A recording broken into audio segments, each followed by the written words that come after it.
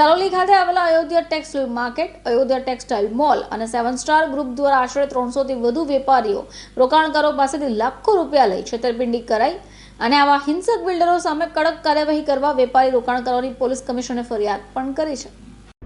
સરોલી ખાતે આવેલા Ayodhya textile market અને અયોધ્યા ટેક્સટાઇલ મોલ અને 7 સ્ટાર ગ્રુપ જે વર્ષ 2015માં રોકાણકારો અને વેપારીઓ પાસેથી લાખો રૂપિયા લઈ હજી સુધી કોઈપણ રોકાણકારોને દુકાનના દસ્તાવેજ અને દુકાન સોંપી નથી, જેથી આજરોજ સરોલી ખાતે આવેલા અયોધ્યા ટેક્સટાઇલ માર્કેટ ખાતે રોકાણકારો અને વેપારીઓએ વિરોધ પ્રદર્શિત કર્યો હતો।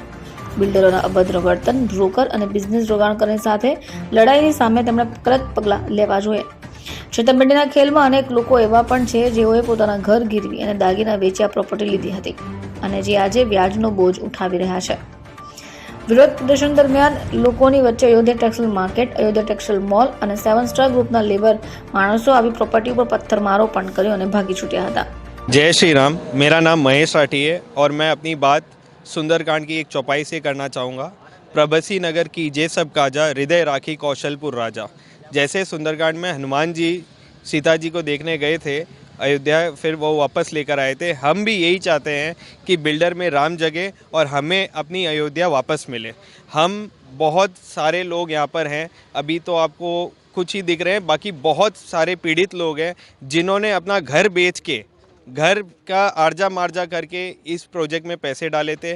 Ayodhya mall, textile mall, Ayodhya textile market, दोनों से बहुत पीड़ित लोग हैं। इसके अलावा भी अयोध्या मार्केट के बिल्डर्स ने बहुत बड़ी चीटिंग की है। इनके साथ में कनानी ग्रुप भी जुड़े हुए हैं, जो वीनू भाई कनानी इनके वन ऑफ द पार्टनर्स में से हैं। हमने इसलिए इसमें पैसा डाला था इसमें कि 2015 में जो इन्होंने हम लोग को ट्रस्ट बिल्ड किया था उसकी बात ही अलग थी और वो जो चीज़ें होने वाली थी वो चीज़ हमारे साथ बिल्कुल भी नहीं हुई और हमारे पास लोन का बोझा आ गया, हम लोग अंदर से पीड़ित हो गए और हमारे जैसे लगभग 500 करोड़ रुपया लोगों का इन्होंने पैसा खा लिया है, हम जैसे लोगों का। हम लोग 13 जुलाई को मैं धन्यवाद देना चाहूँगा। सारोली संघर्ष समिति ब्रोकर, सूरत ब्रोकर्स एसोसिएशन ने एक संघर्ष समिति बनाई थी, जो कि हम लोग उनको बार बार धन्यवाद देते हैं।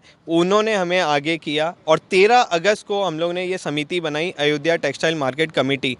उस समय हमने 3 से 4 बार इलेक्शंस के पहले, गुजरात इलेक्शंस के पहले 3 से 4 बार बिल्डर को प्रस्ताव दिया कि आप हमसे मिलिए, आपके साथ जो भी है हम आपके साथ खड़े हैं, लेकिन आप व्यापारिक तरीके से हमारे साथ खड़े रहिए। हमारे पास आज बैंक का लोन है, हमारे को प्रॉपर्टी नहीं मिल रही है, आप हमें ऐसे बातों में उलझाओगे तो नहीं मजा आएगा। आप हमें कुछ लिखित प्रमाण दो। तो हमारा बिल्डर से यही निवेदन था उस समय भी और आज भी। अगर बिल्डर व्यापारी तरीके से हमारे साथ जुड़ता है तो हम सब मिलकर इस मार्केट को खड़ा करवा सकते हैं। हमारे पास ऐसी शक्तियां आज भी मौजूद है कि ये मार्केट जो आपको अधूरा दिख रहा है ये पूरा हो सकता है, लेकिन बिल्डर इसको व्यापारिक तरीके से नहीं सोच रहा है। उसके मन में पता नहीं क्या छेतरपिंडी का आ चुका है। उसने ये काम 2017 से चालू किया, ये बात हमें आज मालूम पड़ रही है। मैं अनुरोध सोमानी अपने अयोध्या मार्केट की कमेटी का एक मेंबर हूँ। 6 महीने पहले यहाँ पे 350 लोग इकट्ठा हुए थे जिनकी सबकी प्रॉब्लम्स थी। कमेटी बनी थी 21 लोगों की। हमारे पास जो फरियाद आई हैं उसके अंदर से 10 जो मेन फरियाद है वो मैं पब्लिक के सामने और जो लीगल अथॉरिटी है उनके सामने मैं लाना चाहता हूँ। मेन जो फरियाद हैं, ऐसे फरियादें बहुत सारी हैं। सबसे बड़ी फरियाद ये है कि लोगों ने पैसा दे रखा है, उनके नाम पे कोई ना साता काट हो रहा है ना दस्तावेज हो रहा है, लोगों से पैसा ले लिया है। दूसरा ये है कि मतलब जैसे एक ही शॉप, एक ही नंबर की शॉप, यहाँ पे 2 लोग हैं, वो बोलते हैं कि मेरी भी ये शॉप मेरे को भी मिली है, दूसरों को भी मिली है। 2 लोगों से सेम शॉप नंबर के सामने पैसा लिया है। तीसरा, जो पिरामल जिसके पास ये प्रॉपर्टी पड़ी थी, गिरवी पड़ी थी, आज की तारीख में भी गिरवी पड़ी है, वो भी माल लोगों को बेच रखा है। मतलब पिरामल वालों से भी पैसा ले रखा है और पब्लिक से भी पैसा ले रखा है। चौथा ऐसा है कि लोगों का ऐसा भी है मैटर्स, इन लोगों ने जो पैसा दिया है वो इनके 7 स्टार कंपनी के जो मेन अकाउंट है इनका, उसमें नहीं पास हुआ है वो चेक। इनके दूसरी कंपनीज हैं जिसके अंदर इनके खुद के ही स्टाफ हैं, वो जो चेक हैं वो उनके अकाउंट में पास हो रखे हैं। चौथा ऐसा है कि और मतलब जैसे इनको खुद के इनके जो स्टाफ हैं उनमें से भी ऐसे कुछ मैटर्स आए हैं हमारे पास फरियाद के अंदर कि उनके आधार कार्ड और उनके पैन कार्ड के ऊपर उनके कुछ अकाउंट्स खुले हुए हैं। जल्दी शायद वो लोग भी हमारे साथ जुड़ जाएंगे। ये जो आज का क्या विरोध प्रदर्शन और आने वाले समय में आप क्या करोगे? हमारा यही है कि कोई भी लीगल अथॉरिटी इसके रिलेटेड जो है वो इसके सामने कार्रवाई ले। हमारे पास बहुत सी फरियादें हैं और कमेटी के पास काफ़ी प्रूफ हैं।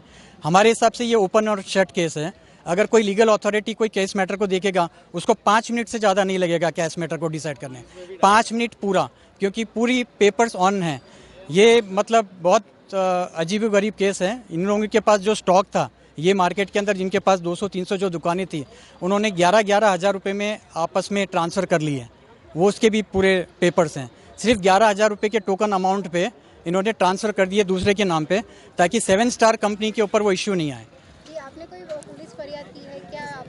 पुलिस फरियाद इसके अंदर काफ़ी पुलिस स्टेशन के अंदर हो रखी है।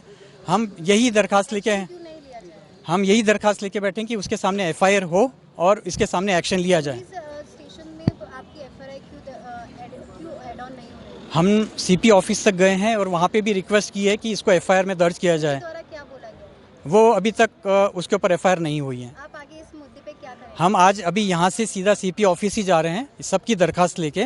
टोटल 350 पीड़ित हैं और वहाँ पे हम एक रिक्वेजिशन देंगे CP साहब को डायरेक्ट, कि हम रिक्वेस्ट करेंगे कि इस पर इमीडिएट एक्शन हो। और यहाँ पे ऐसी भी बात आ चुकी है ऑलरेडी कि जो डायरेक्टर्स हैं वो यहाँ से पलायन करने का पूरा प्लान हो चुका है, वो देश छोड़ के जा रहे हैं। CP साहब से, कलेक्टर साहब से ये रिक्वेस्ट है कि ये सभी डायरेक्टर्स का जो पासपोर्ट है वो उनके पास जब्त करके रखें, वरना ये जितनी भी पब्लिक है उनका पैसा सब धरा का धरा रह जाएगा, यहाँ का यहीं। ब्यूरो रिपोर्ट, चैनल आई विटनेस, सूरत।